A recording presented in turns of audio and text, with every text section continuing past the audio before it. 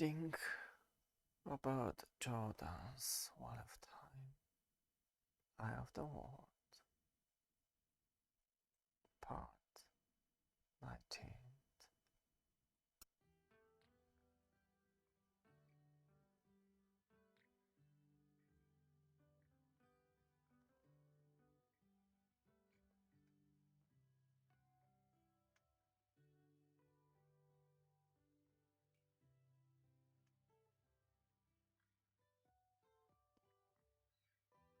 Marin fretted over days spent with Tutankhamun, traveling so dentist in a leisurely fashion. The traveling people saw no need to hurry. They never did. The colorful wagons did not roll out of a morning until the sun was well above the horizon, and they stopped as early as mid-afternoon if they came across a congenial spot. Dogs and children trotted easily alongside the wagons. They had no difficulty keeping up. The pace was bordering pairing.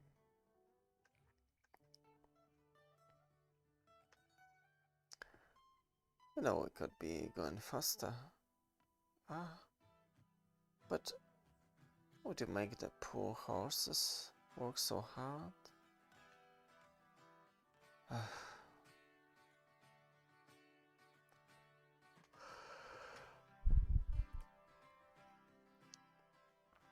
Perrin was surprised that Elias did not share his feelings. The strange bearded man was so different from the gentle Tuatana. Elias was no more comfortable with the way of the life that they were with him. He looked as though he would rather be elsewhere than where he was, almost anywhere else. But he never suggested living and pressing on ahead. And whatever Perrin brought up living,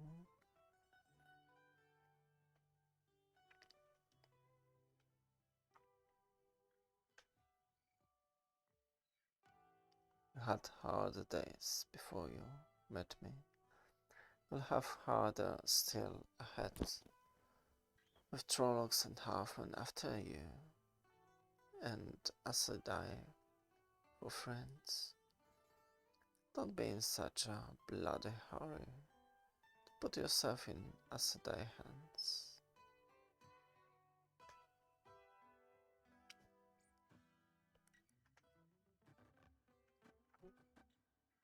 What if the fates find us? What's to keep them from it if we just sit here waiting?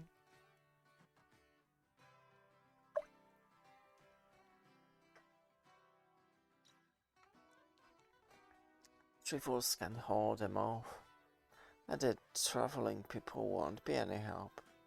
They won't even defend themselves. The Trollocs will butcher them, and it will be our fault. Anyway, we have to leave them sooner or later. It might as well be sooner.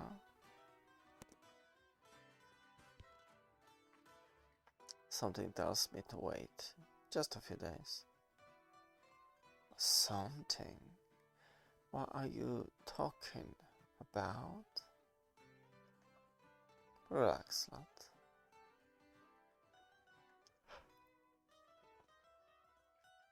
Take life as it comes. Run when you have to. Fight when you must. Rest when you can. Here, have some of this pie. Ella doesn't like me, but she surely fits me well when I visit. Always good food in the people's camp.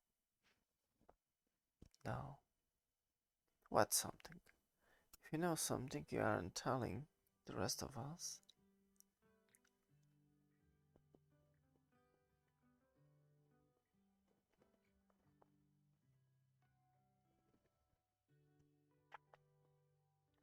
Something. Something tells me it's important to wait a few more days. I don't get feelings like this often, but when I do, I've learned to trust. Them, they've saved my life in the past. It's different this time, somehow, but it's important, that's clear. You want to run on? Then run on. Not me.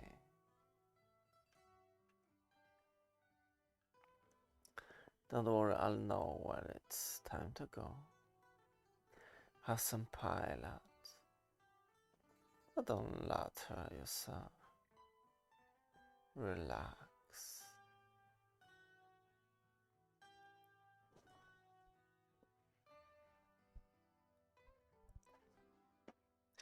But Perrin couldn't make himself relax. He wandered among the rainbow wagons, worrying as much because no one else seems to see anything to worry about as for any other reason.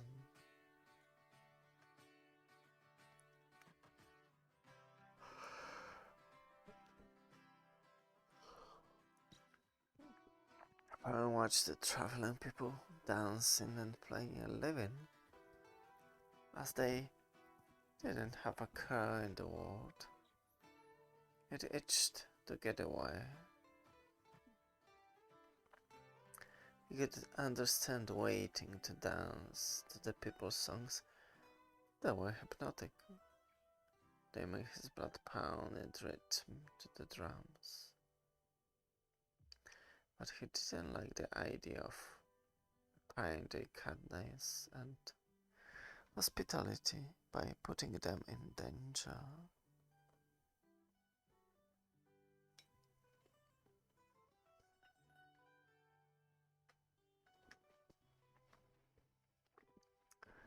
Gwen didn't quite see it the same way. Several dances later. Enjoy yourself, aren't you? Why shouldn't I? We don't all have to work at being miserable the way you do. Don't we deserve a little chance to enjoy ourselves? I thought we wanted to get to Tavalon. You won't learn to be an Ascendai here. And I thought you didn't like me wanting to become an Ascendai. Blood and ashes. Do you believe we're safe here? Are those people safe with us here? A fate could find us any time. Whatever is going to happen will happen. Whatever will live today or next week, that's what I believe now. Enjoy yourself, Perrin. It might be the last chance we have.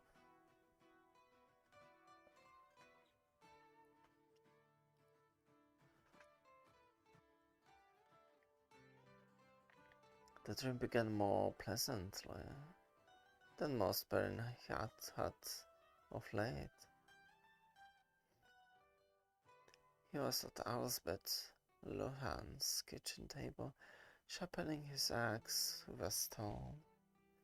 Mr. Slotan never allowed forge work, or anything that smacked of it, to be brought into the house. Mr. Luhan even had to take her knives outside to sharpen them. But she tended her cooking and never said a word about the axe.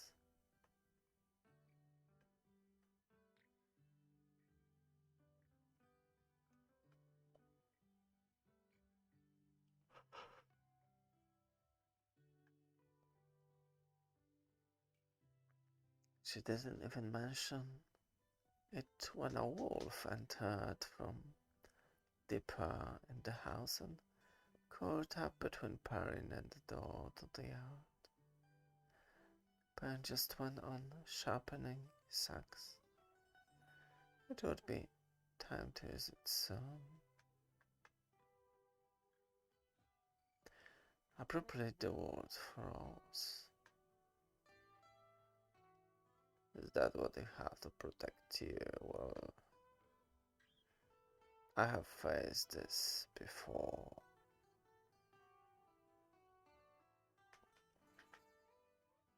Many times before.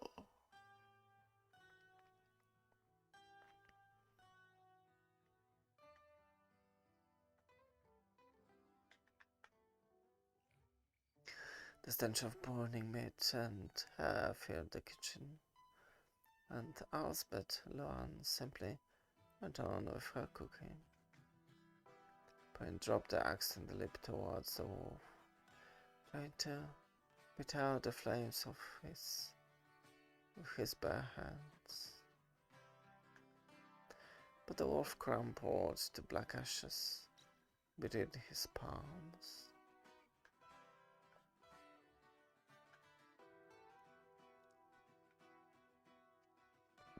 Leave me alone. You cannot run from me. You can hide from me if you are the one. You are mine. The heat from the fire of Basamon's face forced Payne back until he was nearly to the wall. Mistress Lohan still made no comment, Payne though went to check her breath. The eye of the world will consume you.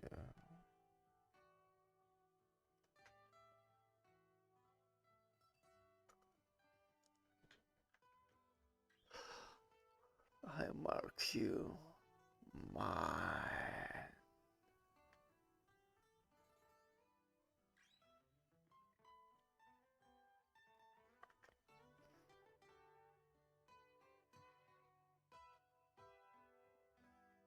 There was no pain, no blood. It had been a dream. But Perrin remembered the pain, the stabbing agony.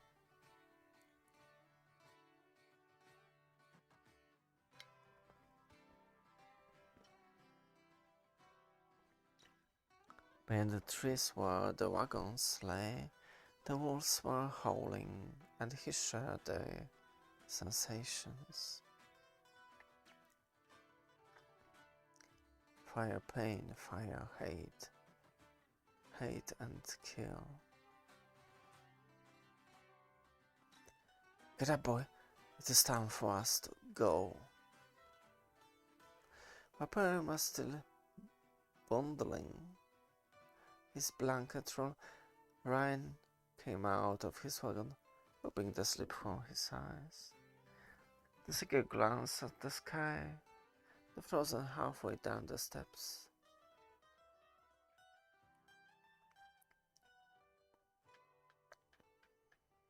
Only his eyes moved as he studied the sky intently. True, Perrin could not understand what he was looking for. A few clouds hung in the east, but there was nothing else to see.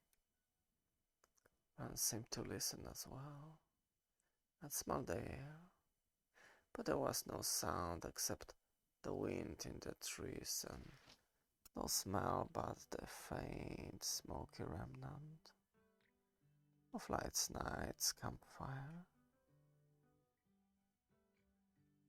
Must change the direction we travel, my old friend. We go another way this day. Will you be coming with us?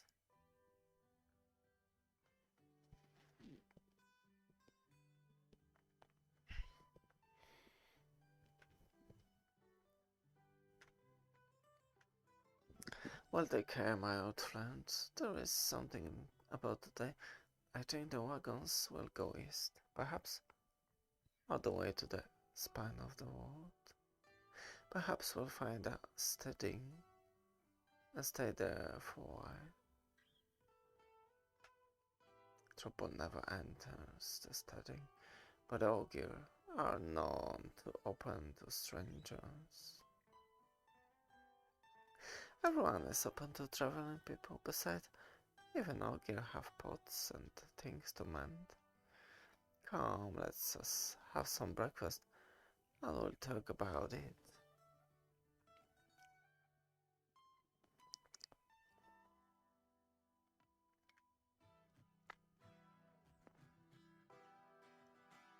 No time, we move on today to as soon as possible. It's a day for moving, it seems. Are you sure? Only the food and conversation will now make later travel easier. There is no time.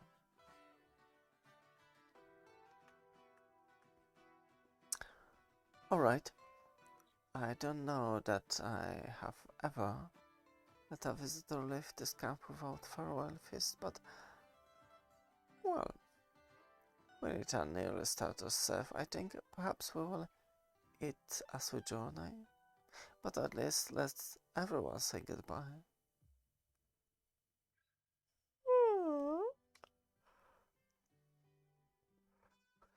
Why is the second making such a racket so early? He's rousing everyone to say goodbye. Goodbye? We part ways with the traveling people today. If you're coming with us, collect your things. I'm prepared myself, waiting for Gwyndor. Say she wanted to stay with the two-town now. Instead, she simply nodded and hurried back into the wagon to get her things. By the time my tinker came, leading Bella, the whole camp had turned out in the finest and brightest. I must have called that matron, and Ilias' red and yellow wagon seemed almost plain.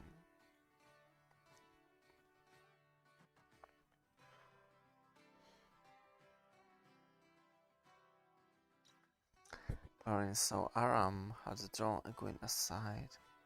He could not hear what they were saying over the noise of goodbyes, but she kept shaking her head.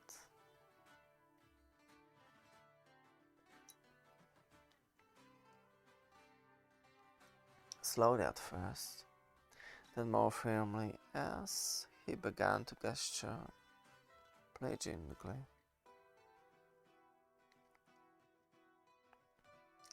His face shifted from pleading to arguing, but Egwene continued to shake her head, stubbornly, until Ella rescued her with a few sharp words to her grandson.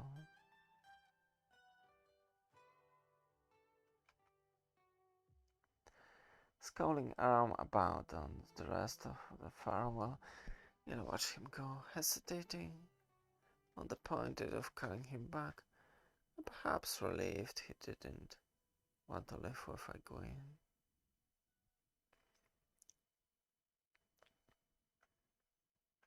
You came in peace, depart now in peace, always.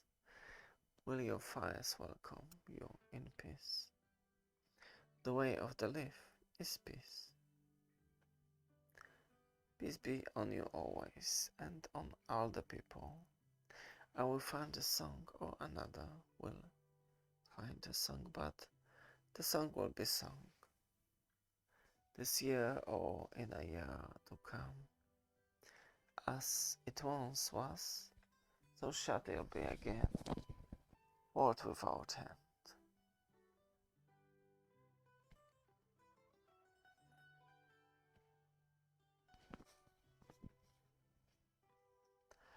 World without end, world and time without end.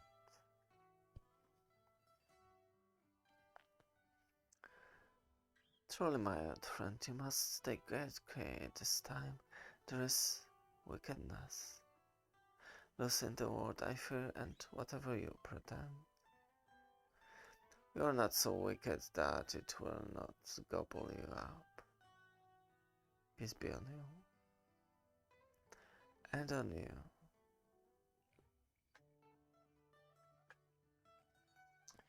So I don't believe in the fool song. No need to make them feel bad by messing up the ceremony was there. I told you they said a story by ceremony sometimes. Of course. No need at all. Napoleon and Hopper came to greet Elias, not frolicking as the dogs had done, but a dignified meeting of equals. And catch what passes between them. Fire eyes, pain, hurt fang, that hurt fang. Perry knew what they meant, the dark one. They were telling him about his dream. Their dream.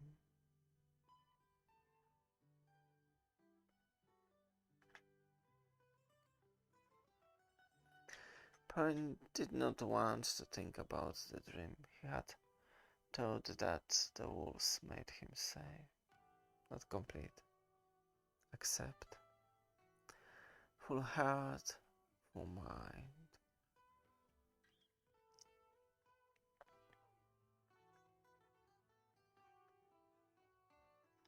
Is there struggle?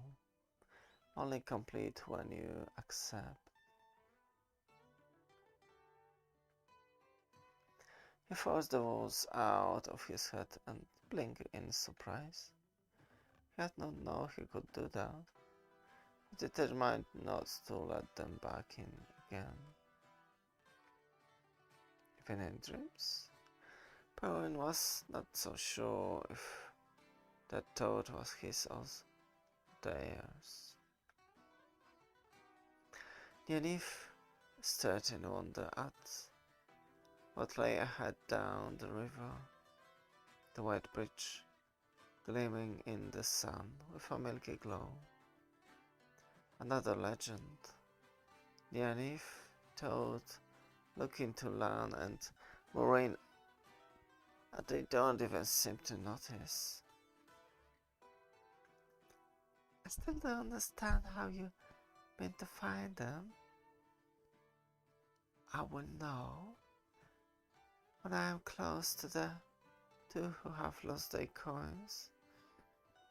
The longer it takes, the closer I must come, but I will know.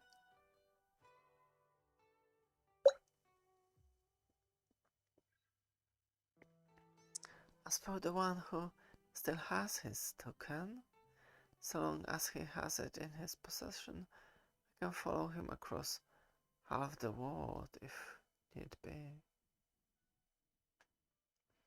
And then, what do you plan when you found them? Asked I. Ta'valen, wisdom. Ta'valen, Ta'valen, that's all you ever say, and I am becoming part of my training.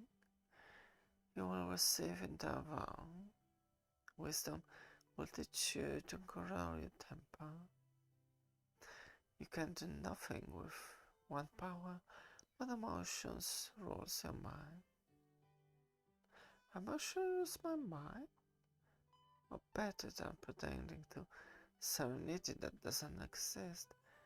You two have been wound like clock springs to their breaking point since we lost the others, and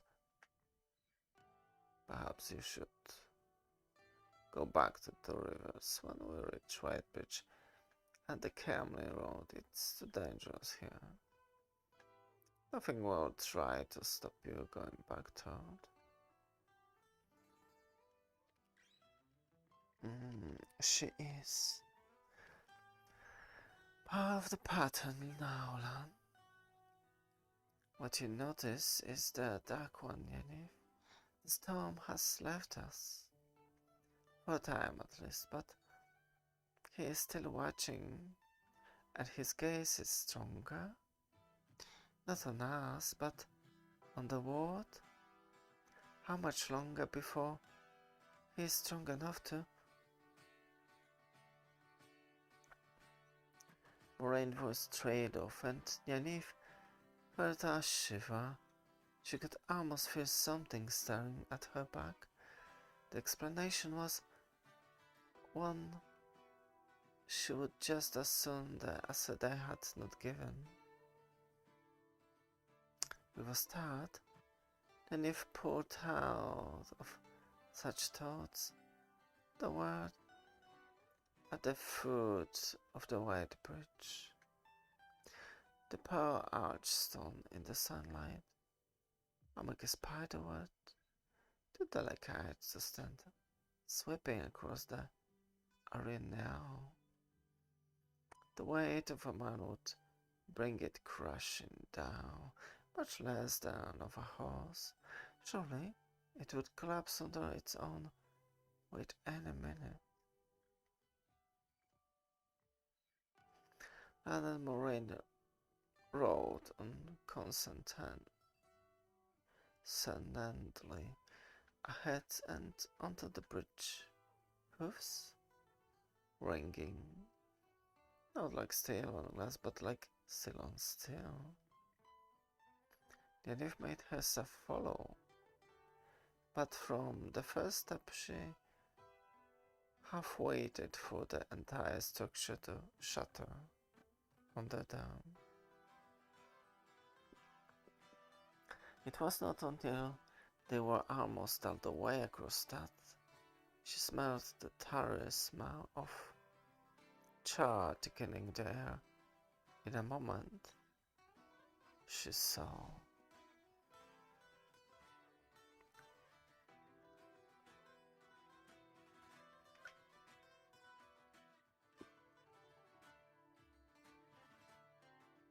Around the square, at the foot of the White Bridge, piles of blackened timbers, still licking smoky threads, replaced half a dozen buildings. Men in poorly fitting red uniforms and tarnished armor patrol streets, but they marched quickly as if afraid of finding anything. Now looked grim even for him. And people were quiet of the three of them, even the soldiers. Moraine dismounted and began speaking to the town folks. She did not ask questions, she gave sympathy. And to Nynaeve, surprise, it seems genuine. Under Moraine's gaze, clear gaze and soothing voice, people's tongues loosened. They still lied, thought most of them. There were almost as many stories as there were people. It was an overrun lamp, started fire split with the wind before anything could be done. It had to be a man, meddling with one power. Past time to have a Sedai here, I say. Let the Red Adja settle things. It was bandits. An attack by bandits. It was dark, friends. They're everywhere. Everywhere, everywhere. I heard there was a gleeman from a boat. He never did perform. They talked of a gleeman. Could that have been Tom Merlin? Perhaps they reached the White Bridge by boat? Perhaps they were in this room.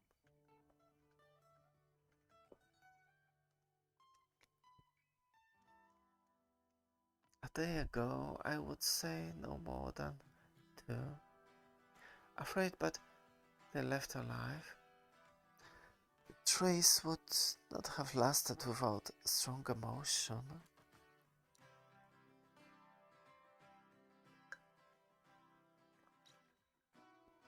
Which two do you know?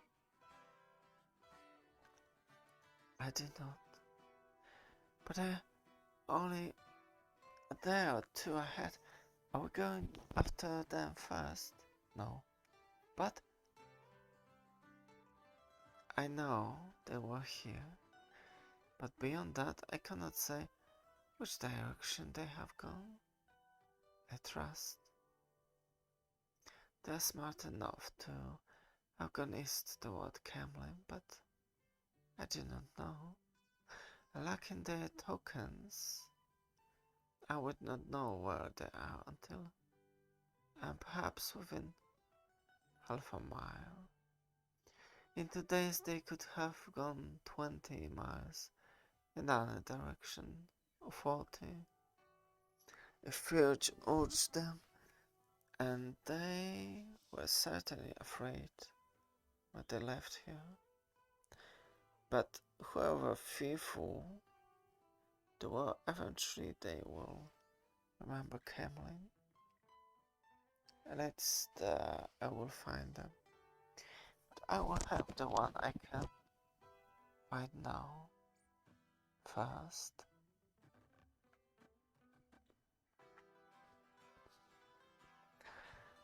They had reason to be afraid. He was a half-man, yeah. Can smell him everywhere. Oh, I will keep hope until I know it's gone.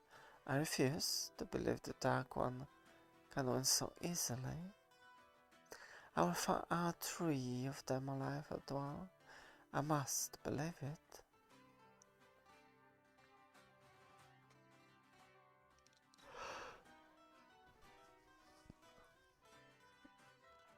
I want to find the boss too, but what about the Queen? You never even mentioned her, and you ignore me when I ask? I told you were going to tell her off to hope to find a Queen alive as well too. I do not easily give up young woman with that much ability, once I have found them. But it will be as will with.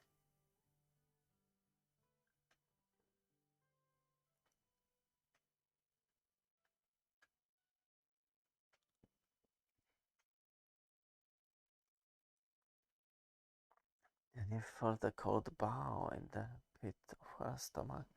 I'd wonder if she was one of those young women Moraine wouldn't give up. She would see about that.